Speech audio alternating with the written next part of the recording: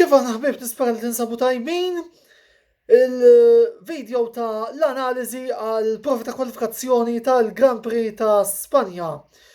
U llum, flok se nibda minn qudiem, se nibda minn wara, ħadajdu li għaliex. Kimi Räikkönen jirnexxielu mhux biss jinqala minn Q1, imma jibda t-tiġrija tagħda fl-14 il-post bil-mertu u mhux bil-penalitajiet.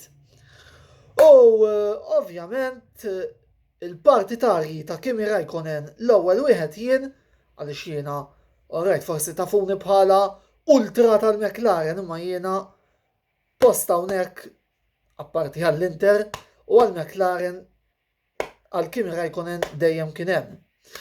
Nista' ngħid li llum wera li minkejja li l-Alfa qed joffrulu karrakka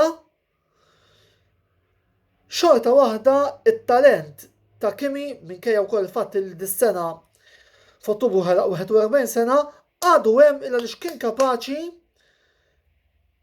jikkwalifika għat-tieni parti tal-kwalifikazzjoni u jpoġġi r-Renault Esteban Ocon warajh, skużawni issa se tibdew tgħidu traffic u għax Russell kien ostakolat, mhux kwistjoni dawn huma affarijiet li huma parti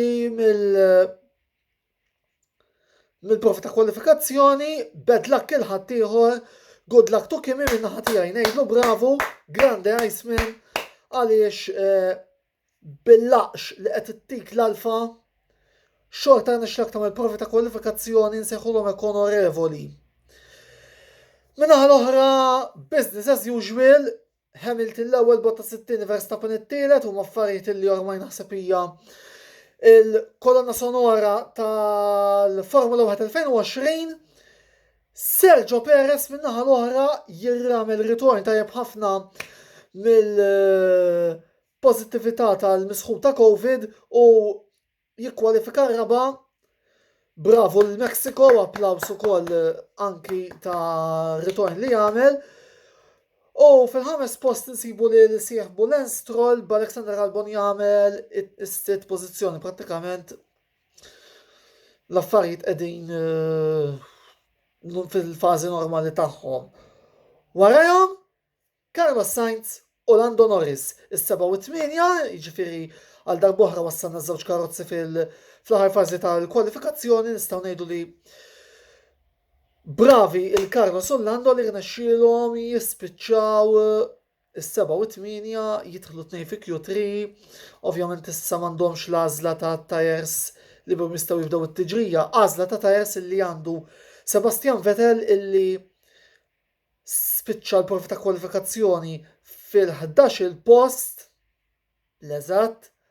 Lando għaddieħ għax kienet battalja bejn Lando u Bastian fl-aħħar ftit ta' Q2, fil-fatt kienu biss 2 millesimi ta' sekondi li batu Lando Q3, imma Vettel għal għandu l-konstazzjoni iva ħajibda l-11 u ma se jkollu l-għażla li minna jista' jibda t-tires.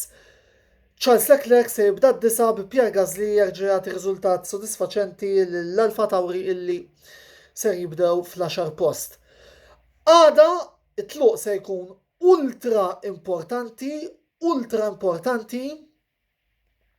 dik il-linja id-dritta l-daw kollha li ġil mar Barcellona jafu eżattament fuq ix qed nitħadded. Tluq jista' jkun deċiżiv mhux biss bejn min se jirbaħ it-tiġrija bejn Hamilton u Bottas, imma wkoll jekk Verstappen jirnexxielu jinfiltra bejniethom jista' jagħti żvolta oħra t-tiġrija. Ovvjament ma ninsawx is-sħana illi tista' taffettwa t-tires illi tista' wkoll tkun ta' żvantaġġ għal Mercedes. Imma min-naħa l-oħra għal għada s-soltu appell il-partitari tal-McLaren l-importanti li nġibu il-punti. Idealment nispiċċaw is-7 u 8 u rnexxilna anki fit-tluq naqbżu lil Albon u l-Stroll imma ngħidu l-importanti li nġibu l-punti kif ukoll naraw Räikkönen u wiex ħajrnexxielu għall-inqas iżomm il-Haas, iżomm il-Williams u iżomm il-Giovinazzi warajh u forsi għall-inqas jekk ma jispiċċa f'dawk l-kwad tal-14 il-post u jaqta' lil dawk li orma huma ir-rivali tiegħu għal dan il-kampjonat. Inkitbu fuq l-istazzjon ta' YouTube għal iżjed video vlogs ta' dina il-xorta, klik, jista' jkun illi il-post GP joħroġ għada u mhux it-tnejn, imma dik hija deċiżjoni illi ħanieħu as we go along. Kontribut ġurnalistiku, il-paġna tagħna fuq Facebook, klik, live gaming fuq Twitch, il-paġna tagħna ta' Antonello Sports Blog, klik. Nfakkarkom ukoll għal iżjed kwoti rigward il-Grand Prix ta' Spanja, il-sit li għandkom iżżuru, s-sit ejabed.com tal-kollaboraturi tagħna. Velocity Sports Racing għandaw kum l-aħħar aħbarijiet rigward il-Formula 1 virtuali, kif tlastu minn dan kollu bħalma dejjem ngħidilkom ħamlu l-xjatel tridu. Il-komplement tas-serata tajba ħbieb.